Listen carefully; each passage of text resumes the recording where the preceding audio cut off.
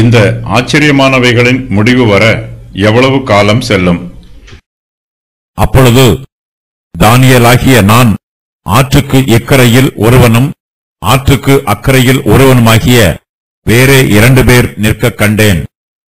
சணல் வஸ்திரம் தரித்தவரும் ஆற்றின் தண்ணீர்களின் மேல் நிற்கிறவருமாகிய புருஷனை ஒருவன் நோக்கி, இந்த ஆச்சரியமானவைகளின் முடிவு வர எவ்வளவு காலம் செல்லும் என்று கேட்டான்.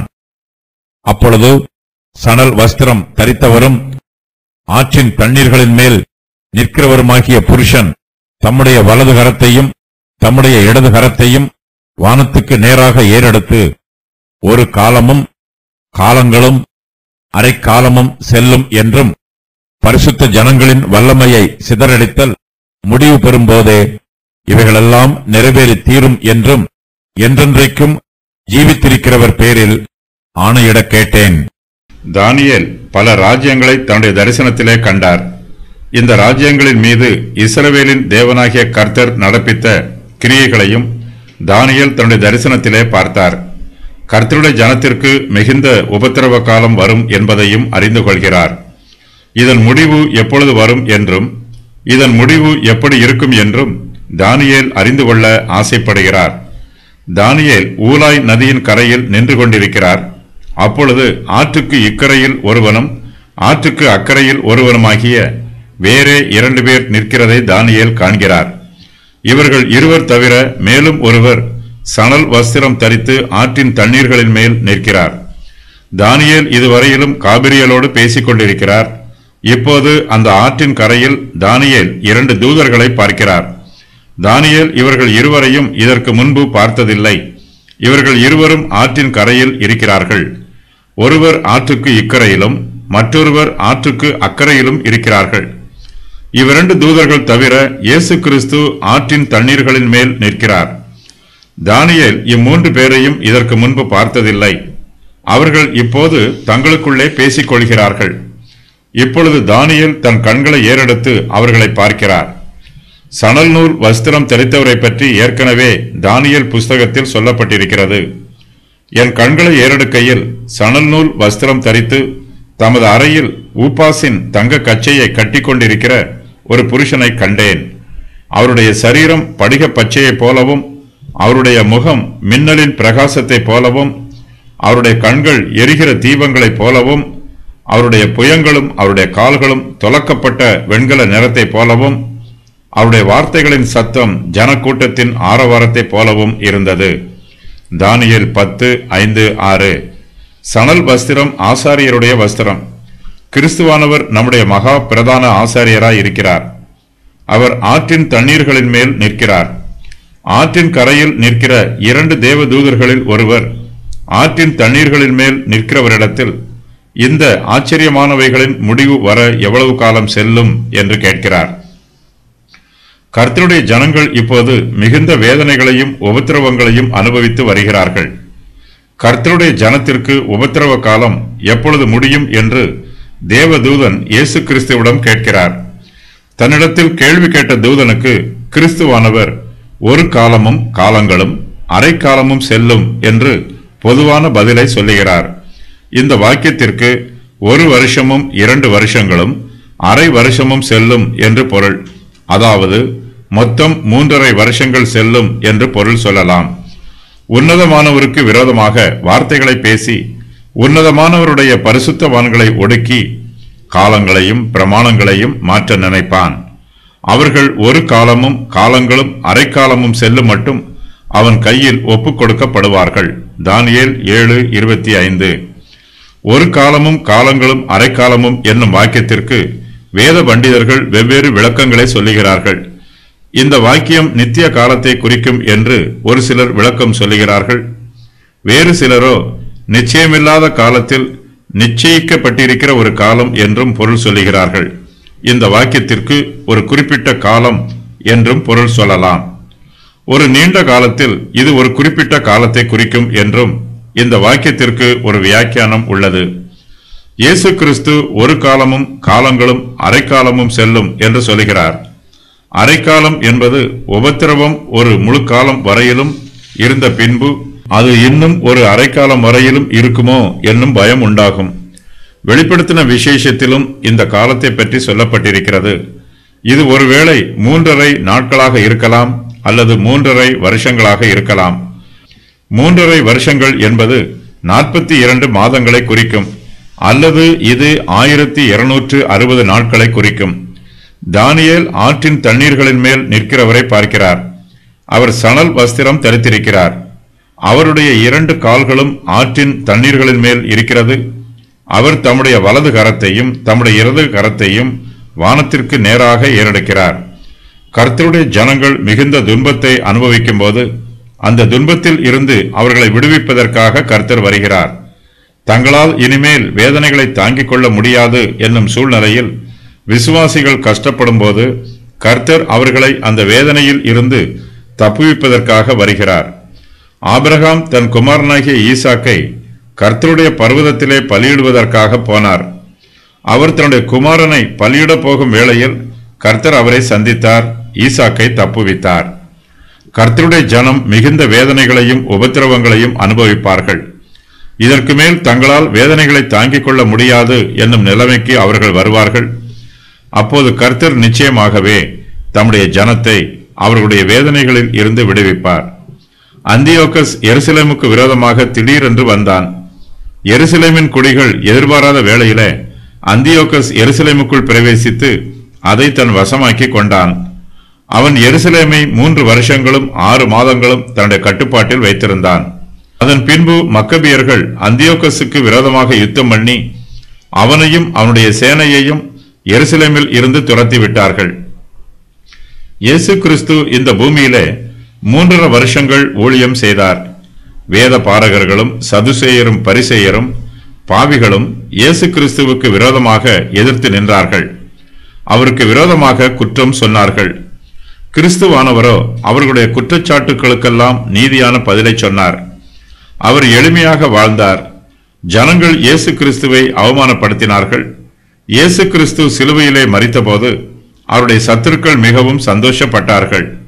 கிறிஸ்துவானவரோ தமக்கு கிடைத்த வெற்றியை உறுதி பண்ணும் விதமாய் எல்லாம் முடிந்தது என்று சொல்லி கல்வாரி சிலுவையிலே தம்முடைய ஜீவனை ஒப்புக் கொடுத்தார். இயேசு கிறிஸ்து ஒரு காலமும் காலங்களும் அரைக்காலமும் செல்லும் என்று சொன்ன வாக்கியம் இந்த உலகத்தில் அவர் ஊழியம் செய்த 3½ வருஷ காலத்தை குறிக்கும் என்று வேத பண்டிதர்களில் சிலர் விளக்கம் சொல்லுகிறார்கள். இயேசு கிறிஸ்து இந்த காலத்தை பற்றி சொல்லும்போது பரிசுத்த ஜனங்களின் வல்லமையை சிதறடித்தல் முடிவு பெறும் போதே இவைகள் எல்லாம் நிறைவேறி தீரும் என்றும் சொல்லுகிறார். கிறிஸ்துவானவர் இந்த வார்த்தைகளை சொல்லும்போது என்றென்றைக்கும் ஜீவித்திருக்கிறவர் பேரில் ஆணையிட்டு சொல்லுகிறார். கிறிஸ்துவானவர் தானியேலுக்கு இனிமேல் வரப்போகும் சம்பவங்களை பற்றி சொல்லுகிறார். கர்த்தருடைய பரிசுத்தவான்களுக்கு உபத்திரவ காலம் வரும். அது சீக்கிரத்தில் முடிவு பெறாது. கிறிஸ்துவானவர் உபத்திரவ காலம் எப்போது வரும் என்பதையும் தானியேலுக்கு விவரிக்கிறார். அன்றாட பலி நீக்கப்பட்டு பாழாக்கும் அருவருப்பு ஸ்தாபிக்கப்படும் காலம் முதல் 1290 நாள் செல்லும் என்று கிறிஸ்துவானவர் தானியேலுக்கு சொல்லுகிறார். அந்தியோகஸ் கர்த்தருடைய ஆலயத்தில் அன்றாட பலியை நீக்கி போடுவான். தேவாலயத்திலே யூப்பித்தருக்கு ஒரு பலிபீடத்தை கட்டி எழுப்புவான். இந்த பலிபீடம் பாழாக்கும் அருவருப்பு என்று அழைக்கப்படுகிறது. கர்த்தருடைய ஜனத்திற்கு 1290 நாட்களுக்கு உபத்திரவ காலம் இருக்கும். இந்த காலத்தை வேத பண்டிதர்கள் 3 வருஷங்களும் 7 மாதங்களும் என்று கணக்கு சொல்லுகிறார்கள். வேறு சிலரோ இந்த நாட்களை பற்றி கணக்கு சொல்லும் போது 3 வருஷங்களும் 6 மாதங்களும் 15 நாட்களும் என்று கணக்கு சொல்லுகிறார்கள். அதன் பின்பு கர்த்தருடைய ஆலயத்திலே மறுபடியும் அன்றாட பலி செலுத்தப்படும். கர்த்தருடைய ஆலயத்தில் ஸ்தாபிக்கப்பட்டிருக்கிற பாழாக்கும் அருவருப்பு வெளியேற்றப்படும். வேத பண்டிதர்களும் சரித்திர ஆசிரியர்களும் இந்த காலத்தை கணக்கிட்டு சொல்லுகிறார்கள். செலூக்கியரின் 145வது வருஷத்து ஆட்சியின் போது உபத்திரவ காலம் துவங்கும் என்றும் அது அவர்களுடைய 148வது வருஷத்து ஆட்சியின் போது முடிவு பெறும் என்றும் கணக்கு சொல்லுகிறார்கள். இந்த வெளிப்படுத்துதல் மூலமாய் நமக்கு ஒரு சத்தியம் தெளிவுபடுத்தப்படுகிறது. சபைக்கு உபத்திரவ காலம் வரும். அந்த உபத்திரவம் ஒரு குறிப்பிட்ட காலம் வரையில் மாத்திரமே இருக்கும். அதன் பின்பு உபத்திரவம் இருக்காது. கர்த்தருடைய ஜனத்திற்கு உபத்திரவத்தில் இருந்து விடுதலை உண்டாகும். கர்த்தருடைய ஜனம் உபத்திரவங்களை அனுபவிக்கும் போது அவர்கள் விசுவாசத்தோடும் நீடிய பொறுமையோடும் கர்த்தருடைய நாள் வருவதற்காக காத்திருக்க வேண்டும். தங்களுடைய விடுதலையின் காலத்திற்காக விசுவாசிகள் பொறுமையோடு விசுவாசத்தோடு காத்திருக்க வேண்டும். கர்த்தருடைய பிள்ளைகளுக்கு உபத்திரவ காலம் முடிவு பெறும் போது கர்த்தர் தமது கிருபையினால் அவர்கள் எதிர்பார்க்கும் நன்மைகளை அவர்களுக்கு கொடுத்து அவர்களை ஆசீர்வதிப்பார். சணல் வஸ்திரம் தரித்தவரும் ஆற்றின் தண்ணீர்களின் மேல் நிற்கிறவரும் தம்முடைய வலது கரத்தையும் தம்முடைய இடது கரத்தையும் வானத்துக்கு நேராக ஏறெடுக்கிறார்கள். இந்த செய்கை வெளிப்படுத்தின விசேஷம் 10:1 முதல் 6 வரை உள்ள வசனங்களில் தூதருடைய கிறிஸ்துவானவருடைய செய்கை போன்று உள்ளது. இது தானியேலின் 70வது வாரத்தின் கடைசி 3.5 வருஷத்தோடு தொடர்புடையது. இக்காலத்தில் தரிசனம் நிறைவு பெறும் காலத்தின் முடிவு வரும். பரிசுத்த ஜனங்களின் வல்லமையை சிதறடித்தல் முடிவு பெறும் போதே இவைகள் எல்லாம் நிறைவேறி தீரும். அந்தி கிறிஸ்து யூதருடைய ராஜ்யத்தை அளிக்க மாட்டான். அவன் யூதர்களை சிதறடிப்பான். அவருடைய வல்லமையை முறித்து போடுவான். இதன் பின்பு யூதர்கள் நித்தியமாக கூட்டிச் சேர்க்கப்படுவார்கள். தானியேல் 12வது அதிகாரத்தில் கூறப்பட்டிருக்கும் காலங்கள். ஒரு காலமும் காலங்களும் அரை காலமும் 3.5 வருஷங்கள். இஸ்ரவேல் மீது அந்தி கிறிஸ்து யுத்தம் பண்ணும் 42 மாதங்களை இக்காலம் குறிப்பிடுகிறது. தேசத்தில் எல்லா கலகங்களையும் அடக்குவதற்கு முன் இந்த யுத்தம் நடைபெறும். குறுகிய காலத்தில் அந்தி கிறிஸ்து இஸ்ரவேலை எளிதாக அழித்து போடுவான். அவர்களோடு தான் உறுதி பண்ணிய உடன்படிக்கையை அந்தி கிறிஸ்து முறித்து போடுவான். கர்த்தர் இந்த சமயத்தில் எடைப்படாவிட்டால் அந்தி கிறிஸ்து இஸ்ரவேலை முழுமையாக அழித்து போடுவான். கர்த்தர் அற்புதமாக இந்த சமயத்தில் கிரியை நடப்பிப்பார். இஸ்ரவேல் தேசத்தார் அந்தி கிறிஸ்துவின் கைகளில் இருந்து தப்பி மோவாபின் வனாந்திரத்திற்கும் ஏதோமின் வனாந்திரத்திற்கும் ஓடிப்போய் விடுவார்கள். அந்தி கிறிஸ்துவின் சேனை அவர்களை துரத்தி செல்லுவார்கள். கர்த்தர் பூமியை பிளக்கச் செய்வார். அந்த பாதாளத்திற்குள் அந்தி கிறிஸ்துவின் சேனைகள் விழுங்கப்படும். வனாந்திரத்திற்கு ஓடிப்போகாத ஸ்திரீயின் மீதியானவர்களை கர்த்தர் பாதுகாப்பார். அந்தி கிறிஸ்துவிற்கு எதிராக வடக்கிலும் கிழக்கிலும் உள்ள தேசங்களை கர்த்தர் எழுப்பி விடுவார். கடைசி 3.5 வருஷங்களில் அந்தி கிறிஸ்து ஸ்திரீயின் மீதியானவர்களை விட்டுவிட்டு வடக்கிலும் கிழக்கிலும் உள்ள தேசங்கள் மீது யுத்தம் பண்ணுவதற்காக புறப்பட்டு போவான். இக்காலத்தில் இந்த யுத்தம் முழுமையாக நடைபெறும். அந்தி கிறிஸ்து இந்த தேசங்களை ஜெயிப்பான். அதன் பின்பு எருசலேமை அழிப்பதற்காக பல தேசங்களை கூட்டிச் சேர்த்து எருசலேமுக்கு விரோதமாக வருவான். இந்த சமயத்தில் கர்த்தர் வருவார். புறஜாதி ராஜ்யத்தின் ஆளுகையை முடிவுக்கு கொண்டு வந்து இஸ்ரவேலை விடுவிப்பார். அந்தி கிறிஸ்துவிற்கும் வடக்கு கிழக்கு திசைகளில் உள்ள தேசங்களுக்கும் யுத்தம் நடைபெறுவதனால் இஸ்ரவேல் தேசத்தார் மீது நியமிக்கப்பட்டிருக்கும் உபத்திரவம் குறைந்து போகும். இந்த காலத்தில் மேலே கூறப்பட்டிருக்கும் காலமாகிய 1260 நாட்களோடு கூடுதலாக 30 நாட்கள் சேர்க்கப்பட்டிருக்கிறது. கடைசி காலம் 1335 நாட்களாகும். இதில் 2வது காலத்தோடு 45 நாட்கள் கூட்டப்பட்டிருக்கிறது. தானியேல் 12:7 முதல் 13 வரை உள்ள வசனங்களில் கூறப்பட்டிருக்கும் 1335 நாட்கள் இக்காலத்தில் நிறைவு பெறுகிறது. தானியேல் 12:11 வசனத்தில் கூறப்பட்டிருக்கும் 1260 நாட்களோடு 30 நாட்களும் மேலும் 45 நாட்களும் சேர்ந்து இக்காலத்தில் மொத்தம் 1335 நாட்கள் ஆகின்றன. 1335 நாட்களுடைய காலத்தின் கடைசி நாளில் ராஜ்யத்தை பற்றி அறிவிக்கப்படும். உபத்திரவ காலத்தின் வழியாக ஜீவித்த மனுஷர் ஆசீர்வதிக்கப்படுவார்கள்.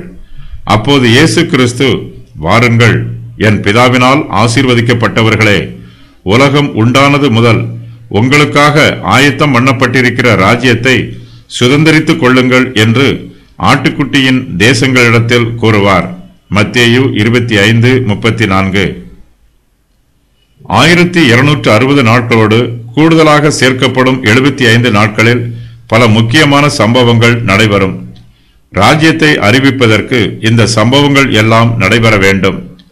75 நாட்களில் நடைபெறும் சம்பவங்கள்: அர்மகதோன் யுத்தம், மரித்தவர்களை அடக்கம் பண்ணுவது, மகா பூமி அதிர்ச்சியும் ஒலிவமலை பிளந்து போவதும், அந்தி கிறிஸ்துவின் சேனை சுற்றி வளைக்கப்பட்டு அழிக்கப்படுவது, சாத்தானும் பிசாசுகளும் விழுந்த தூதர்களும் சுற்றி வளைக்கப்பட்டு பாதாளத்தில் தள்ளப்படுவது, தேவ தூதர்கள் இஸ்ரவேல் ஜனத்தாரை கூட்டிச் சேர்ப்பது, நியாய தீர்ப்புக்கு தேசங்களை கூட்டிச் சேர்ப்பது, களைகளையும் கோதுமைகளையும் வேறு பிரிப்பது, எருசலேமை சுத்திகரிப்பதும் நித்திய ராஜ்யத்திற்காக மறுபடியும் கட்டுவதை ஆரம்பிப்பதும், மிருகங்களை ஆராதிப்பவர்களையும் மிருகத்தின் அடையாளத்தை தரித்திருப்பவர்களையும் நரகத்திற்கு அனுப்புவதற்காக கூட்டிச் சேர்ப்பது, 1000 வருஷத்து தேவாலயம் ஸ்தாபிக்கப்படுவது, பூமியை ஆளுகை செய்வதற்காக உயிர்த்தெழுந்த பரிசுத்தவான்களை புதிய பூமிக்கு அனுப்பி பூமியை சுதந்தரிக்க பண்ணுவது, தேசங்களுக்கு சுவிசேஷத்தை அறிவிப்பதற்காக எருசலேமில் இருந்து மிஷனரிகளை அனுப்புவது, பூமியின் எல்லா பாகத்திலும் அலுவலகங்களை ஸ்தாபித்து பூமியில் ஸ்தாபிக்கப்பட்டிருக்கும் பரலோக ராஜ்யத்தில் புதிய பிரமாணங்களை அறிவிப்பது, வாக்குத்தத்த தேசத்தை 12 பிரிவுகளாக பிரித்து 12 கோத்திரத்தாரையும் அவர்களுடைய பங்கு வீதங்களில் குடியிருக்கச் செய்வது, பூமியில் உள்ள அவர்களுடைய சொந்த பங்கு வீதங்களில் தேசங்களை குடி அமர்த்துவது, பூமியை திறந்து 1000 வருஷத்து நதியை பாயச் செய்வது, 1000 வருஷத்து அரசாட்சியில் காணப்படும் எல்லா ஆசீர்வாதங்களுக்கும் செய்ய வேண்டிய எல்லா காரியங்களையும் செய்வது,